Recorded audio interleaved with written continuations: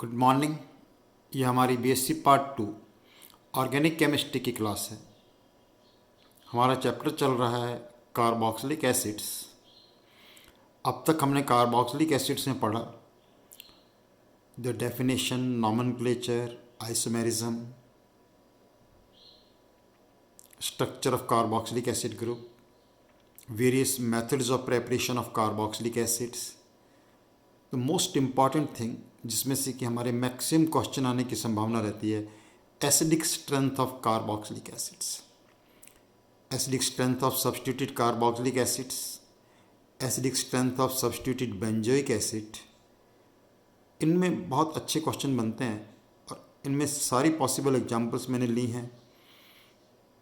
इस कंसेप्ट को आप अच्छी तरह क्लियर करें, क्योंकि इनके आंसर्स को हम कभी भी रट नहीं सकते।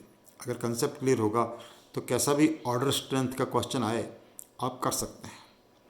Then we started reactions of carboxylic acid. Reactions of carboxylic acid में पहला रिएक्शन हमने पढ़ा साल्ट फॉर्मेशन, वेरी सिंपल, क्योंकि एसिडिक हैं तो they will react with metals, carbonates, bicarbonates, alkalis to form salt. और उसके बाद हमने रिएक्शन स्टार्ट किया, reaction in which COH bond breaks, और उसमें एक रिएक्शन पढ़ा हमने एस्टरिफिकेशन। और एस्टरिफिकेशन रिएक्शन में जैसा कि मैंने बताया था आपको, this bracket is very important, ताकि आपको पता चले एस्टर में कि H एल्कोहल से आ रहा है और OH ग्रुप जो है कहाँ से आ रहा है, एसिड से आ रहा है। नॉर्मली इसके अंदर हम गलती कर सकते हैं कि बहुत अच्छी तरह क्लियर होगा तो अपन आइसोटॉपिक लेबलिंग का कोई आइटम दें तो उसके रिलेटेड हम कोई भी क्वेश्चन कर सकते हैं। ओके, अलग अलग एसिड्स की एस्टरिफिकेशन के लिए क्या रेट होगा, अलग अलग एल्कोहल का एस्टरिफिकेशन के लिए क्या रेट होगा, ये सब चीज़ें हमने डिस्कस की हैं अब तक। अब हम इसी को कंटिन्यू करते हैं, reactions in which COH bond breaks, और उसमें नेक्स्ट रिएक्शन पढ़ते हैं B। Next reaction that is reaction with PCl5, PCl3, SOCl2, इन सब से reaction.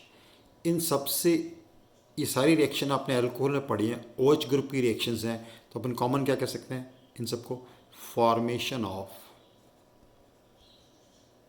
Synthesis of acid chloride. तो इससे पता चलेगी आपने को कि हम रिएक्शन किसी भी चीज़ से कराएं, PCl5 से कराएं, PCl3 से कराएं या SOCl2 से कराएं, सब में प्रोडक्ट क्या बनेगा,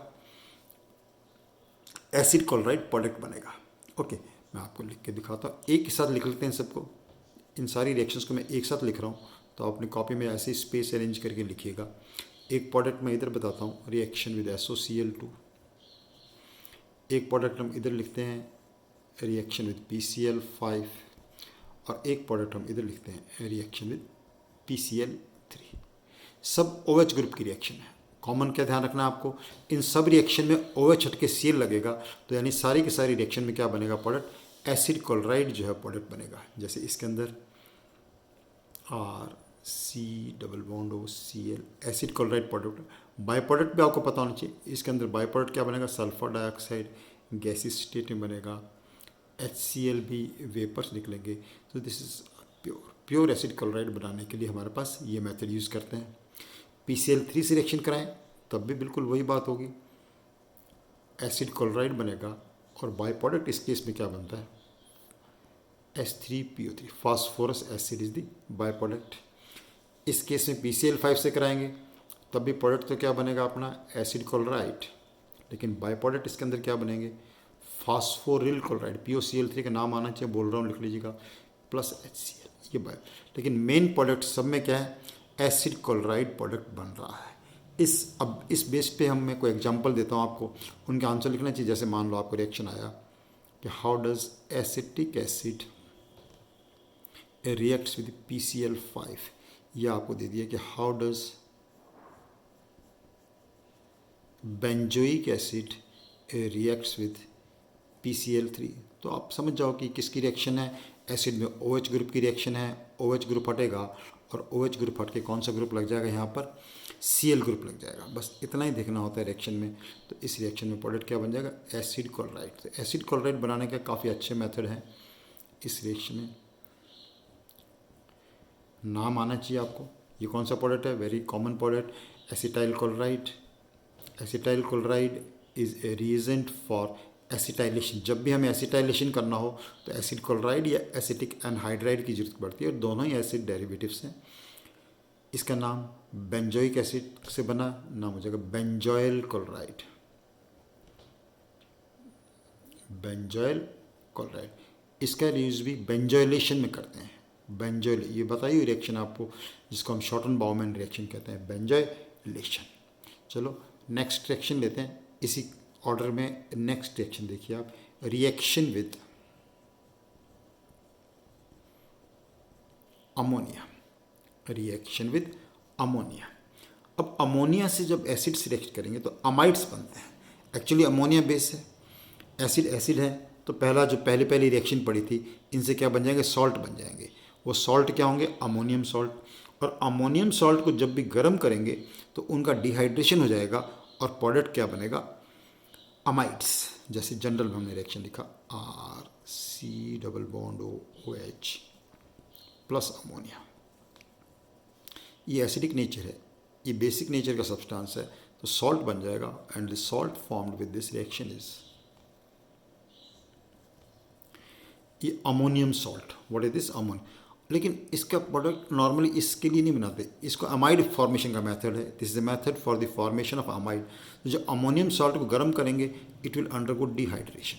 डिहाइड्रेशन होने के बाद the product formed will be amide. क्या प्रोडक्ट बन जाता है इससे? अमाइड प्रोडक्ट बन जाता है। जैसे हमने एग्जांपल दिया आपको कि how does acetic acid reacts with ammonia, और साथ ही लिख दिया हीट भी लिख दिया। तो अब इसमें ये अमोनियम सॉल्ट बनेगा, हीट लिखा है, हीट लिखने का मतलब है अमाइड, तो अमाइड बन जाएगा। तो एसिटिक एसिड का अमाइड आंसर क्या हो जाएगा? CH3COO NH2 plus water. Amide is the product formed. पहले अमोनियम सॉल्ट बना और अमोनियम सॉल्ट के डिहाइड्रेशन से क्या बन गया? अमाइड। सिमिलरली और एग्जांपल लिखे बताएं आपको। मान लो हमने बेंजोइक एसिड लिया, बेंजोइक एसिड की रिएक्शन जब हम अमोनिया से करेंगे तो प्रोडक्ट क्या बन जाएगा हमारा? Benzamide. Then product will be benzamide. Done.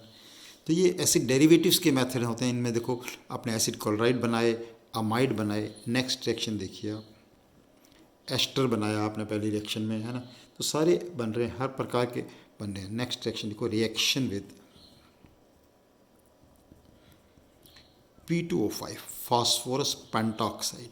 अब फास्फोरस पेंटॉक्साइड आपको पता होना चाहिए कैसा रिएजेंट है। फास्फोरस पेंटॉक्साइड जो है, it is a dehydrating reagent. तो डिहाइड्रेटिंग रिएजेंट का मतलब क्या होगा? डिहाइड्रेशन होगा। दो मॉलिक्यूल कंडेंस करेंगे और दो मॉलिक्यूल कंडेंस करके क्या बनाया जाएगा इसके अंदर? Water molecule is eliminated and product form will be anhydride. Product क्या बन जाता है? एनहाइड्राइड। जैसे हमने लिखा एसिटिक एसिड, ऐसे दूसरा मॉलिक्यूल लिया एसिटिक एसिड का और इसको गर्म किया है हमने P2O5 से। किससे गर्म किया? P2O5 से। तो P2O5 से जब गर्म करेंगे तो क्या होता है इसके अंदर? दो मॉलिक्यूल इसके कंडेंस हो जाएंगे और दो मॉलिक्यूल कंडेंस होके वाटर मॉलिक्यूल इज एलिमिनेटेड और आंसर क्या बन जाएगा इसका? देखिए CH3C≡O C≡O जिसको कंडेंस करके मैं लिखूँ तो ऐसा लिखा जाएगा CH3CO2O, जिसे हम क्या बोलते हैं? Acetic anhydride. तो acetic anhydride is the product formed. Acetic anhydride भी एसिटाइलेशन के लिए बहुत ही इंपॉर्टेंट क्या होता है? रिएजेंट होता है। तो आप देखो हमने रिएक्शन लिखी जिनके अंदर COH बॉन्ड ब्रेक हो रहा था। इस हेडिंग में हमने कौन सी रिएक्शन लिखी? सी। और इन सारी रिएक्शन का यूज़ आपको कॉमन समझ में आना चाहिए था। क्या कॉमन यूज़ था इनका? कि इनसे हम सारे एसिड डेरिवेटिव्स बनाते हैं। इन सब से हम क्या बना रहे हैं? सारे के सारे एसिड डेरिवेटिव। पहली रिएक्शन आपने देखा एस्टर फॉर्मेशन, फिर रिएक्शन देखा दूसरा एसिड क्लोराइड बनाया, तीसरी रिएक्शन हमने क्या देखा? अमाइड बन रहे हैं। नेक्स्ट रिएक्शन में आपने क्या देखा? Acid anhydride. और ये सारे क्या होते हैं? All these are nothing but acid derivatives. चलो ये तो हमने नंबर 2 रिएक्शन पढ़ा, मतलब कि रिएक्शन इन दिस। पहला रिएक्शन था सॉल्ट फॉर्मेशन और नंबर 2। नेक्स्ट रिएक्शन देखते हैं, थर्ड रिएक्शन। थर्ड रिएक्शन में हेडिंग देखो क्या डाल रहा हूँ madam, reactions of COH group, acid group की रिएक्शन। अभी तक हमने वो रिएक्शन लिखी थी जिसके अंदर COH बॉन्ड ब्रेक होता था, अब मैं रिएक्शन ले रहा हूँ reaction of COOH group. COH group की सबसे जो इम्पॉर्टेंट रिएक्शन होती है, इसका पहला हेडिंग डाल देता हूँ, सब हेडिंग नंबर 1 है ना। तो इससे हम लिखते हैं डी कार्बोक्सिलेशन। डी कार्बोक्सिलेशन का क्या मीनिंग है, रिमूवल ऑफ कार्बन डाइऑक्साइड। तो रिमूवल ऑफ कार्बन डाइऑक्साइड में पहला पॉइंट जो आपको नोट करना है कि व्हेन कार्बोक्सिलिक एसिड्स के सोडियम सॉल्ट को हम गर्म करते हैं सोडा लाइम से, तो they undergo decarboxylation to form alkane. Carboxylic acid के सोडियम लवणों को सोडा लाइम से गर्म करने पर एल्केन्स प्राप्त होते हैं। Sodium salt of carboxylic acid on heating with soda lime undergoes decarboxylation to form alkane. इसको समझने के लिए देखो हम ऐसे लिखते हैं RCOON।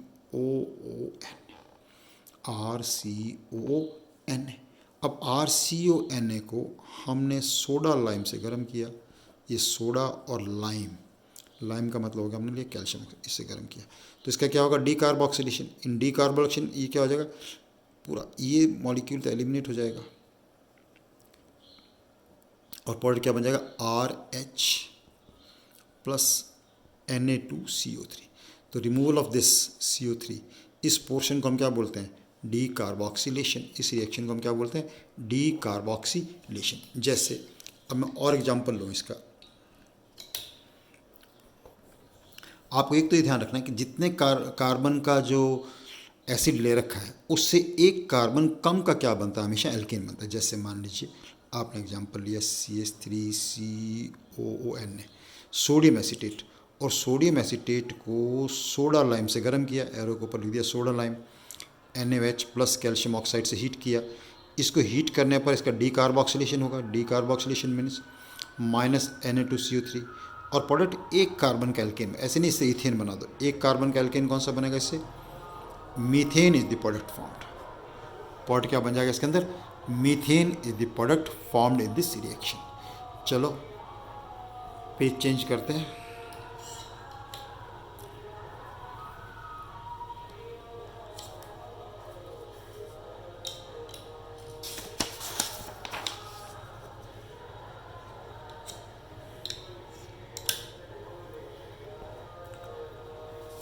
डीकार्बोक्सिलेशन में सेकंड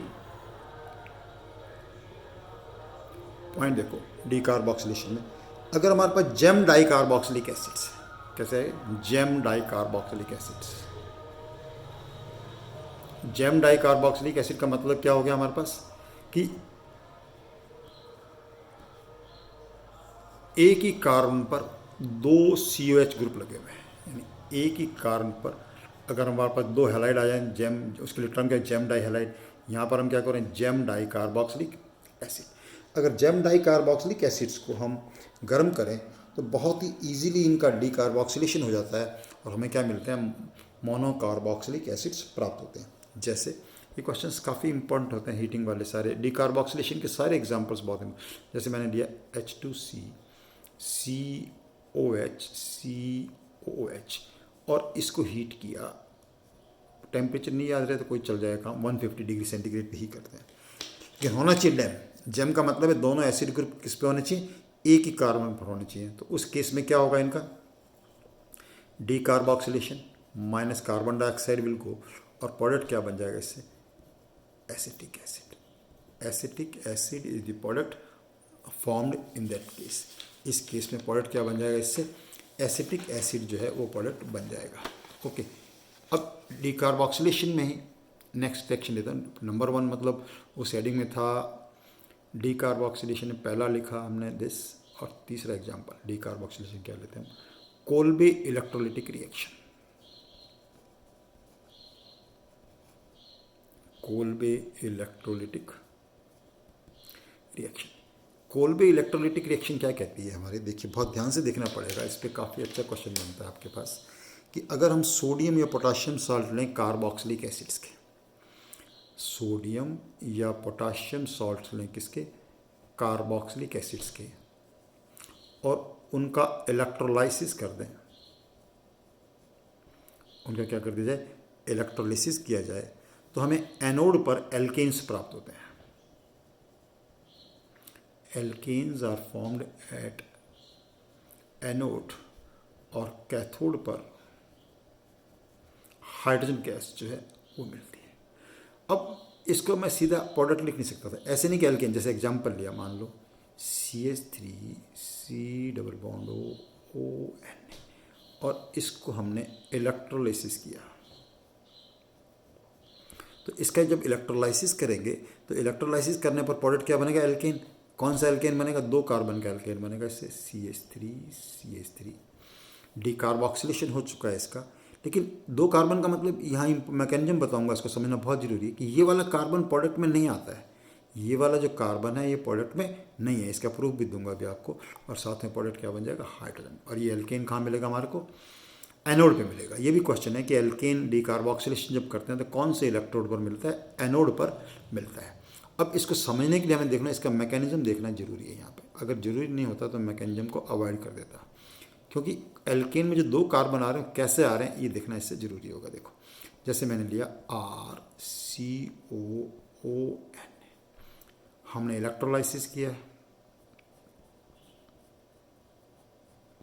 जब इलेक्ट्रोलाइसिस करेंगे तो एनोड और कैथोड पे क्या आएगा, एनोड पे तो हमारे पास आ जाएगा ये एनायन, और कैथोड पे क्या आ जाएगा, ये कहाँ मिलेगा हमारे पास, एनोड पर, और ये कहाँ पे आएगा, कैथोड पर। अब आप कहोगे साहब कैथोड पे आपने तो H2 लिखा है, मैं बताता हूँ H2 कैसे आएगा, लेकिन पहले आप ये लिखिए, ये आएगा इसके इलेक्ट्रोलाइसिस करने पर। अब एनोड पे कौन सा प्रोसेस होगा ये देखिए मैकेनिज्म। एनोड पे हमारे पास ये एनायन आया, carboxylate anion RCOO negative. Anode पे हमेशा कौन सा प्रोसेस होता है बताइए आप, ऑक्सीडेशन। एनोड पे हमेशा ध्यान रखो क्या होता है, ऑक्सीडेशन। ऑक्सीडेशन का मतलब क्या होगा, रिमूवल ऑफ इलेक्ट्रॉन, तो it will lose 1 electron and as a result of this ये डॉट प्लस इलेक्ट्रॉन, ये इसका प्रोडक्ट बनेगा। अब ये वाला जो चीज़ है RCONA फ्री रेडिकल, ये फ्री रेडिकल हमें कार्बन डाइऑक्साइड दे देगा and we will get R free radical. ये एनोड पे प्रोसेस हो गया। अब हमें क्या देखना है, देखो ये एनोड पे हमारे पास कौन से R फ्री रेडिकल था, तो एल्केन कैसे बनता है, ये जो R फ्री रेडिकल आपने पढ़ा है, free radical are highly reactive species, ये R से रिएक्शन करेगा और R से रिएक्शन करके क्या बन जाएगा, R एल्केन बन गया। एल्केन क्या बन गया, R, यानी जो R एसिड ग्रुप का था कार्बन डाइऑक्साइड के रूप में निकल चुका, COH ग्रुप तो किस में निकल चुका है, कार्बन डाइऑक्साइड। तभी तो हम इस रिएक्शन को डिकार्बोक्सिलेशन में पढ़ रहे हैं, रिमूवल ऑफ कार्बन डाइऑक्साइड हो चुका है इसमें। ये कार्बन डाइऑक्साइड, ये कार्बन प्रोडक्ट में नहीं आता है, इस R का ही डाइमर बनता है जो कि क्या होता है, एल्केन। साथ में इसमें क्या ध्यान रखना होता है कि फ्री रेडिकल, आपको पता है कोई भी फ्री रेडिकल किसी दूसरे फ्री रेडिकल से रिएक्शन कर सकता है, ये फ्री रेडिकल और ये फ्री रेडिकल भी आपस में रिएक्शन कर सकते हैं। तो अगर ऐसा हो जाता है तो प्रोडक्ट में एस्टर भी बन सकते हैं, प्रोडक्ट में बिल्कुल मिलेगा, इससे हमें प्रोडक्ट में क्या मिलेगा, साथ में एस्टर मिल जाएंगे। Ester is also product in this reaction. ऐसा भी हो सकता है यही फ्री रेडिकल दूसरे ऐसे ही फ्री रेडिकल से रिएक्शन कर ले, उस केस में क्या हो जाएगा, देखिए प्रोडक्ट विल बी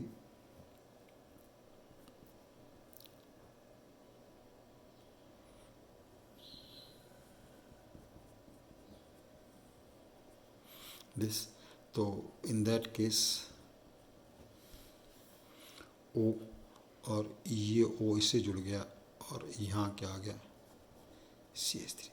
ये भी हमारे पास क्या मिल सकता है, this can also be A product in this case, ये भी क्या मिल सकता है हमारे को, प्रोडक्ट मिल सकता है। तो सारे फ्री रेडिकल आपको पता है कि एक फ्री रेडिकल दूसरे फ्री रेडिकल से कंबाइन कर सकते हैं, ठीक है। तो इससे हमारे पास अलग अलग टाइप के प्रोडक्ट्स जो हैं वो मिल सकते हैं।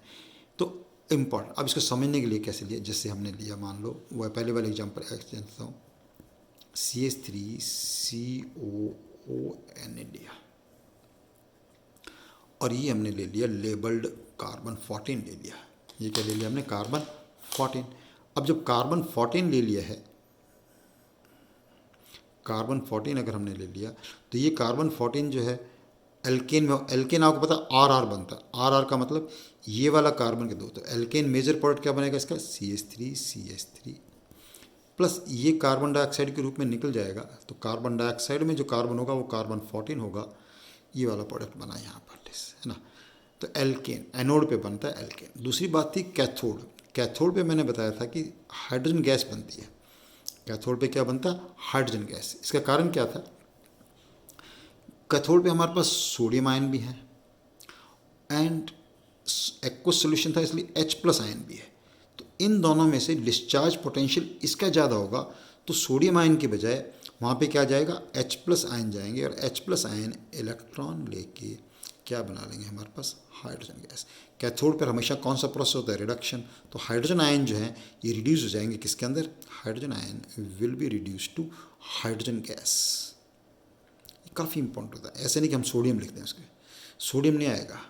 ये बात अपन इलेक्ट्रोकेमिस्ट्री में पढ़ते हैं कि इनमें से कौन सा दो या दो से ज़्यादा आयन्स की प्रोबेबिलिटी हो एक ही इलेक्ट्रोड पर, तो कौन सा आयन वहाँ लिबरेट होता है, दिस। तो it is a very important reaction, Kolbe electrolytic reaction. Mechanism बताया मैंने आपको। तो एल्केन्स के साथ साथ दूसरे बाई प्रोडक्ट भी बन जाते हैं। और एल्केन कहाँ बनेगा? एनोड बनेगा। सोडियम नहीं आएगा, सोडियम के बजाय हाइड्रोजन गैस आएगा। ये क्यों आएगा? बस इंपॉर्टेंट चीज़ ये थी कि ये वाला जो कार्बन है, कार्बोक्सिलिक एसिड का जो कार्बन है, ये एल्केन में नहीं आता। आर का डाइमर जो है वो एल्केन के रूप में क्या बनते हैं? प्रोडक्ट्स बनते हैं इस रिएक्शन में। ओके, यहाँ से हम कंटिन्यू करते हैं नेक्स्ट रिएक्शंस। अभी बहुत सारे रिएक्शंस करेंगे कार्बोक्सिलिक एसिड्स की। Keep doing your work. Thank you very much.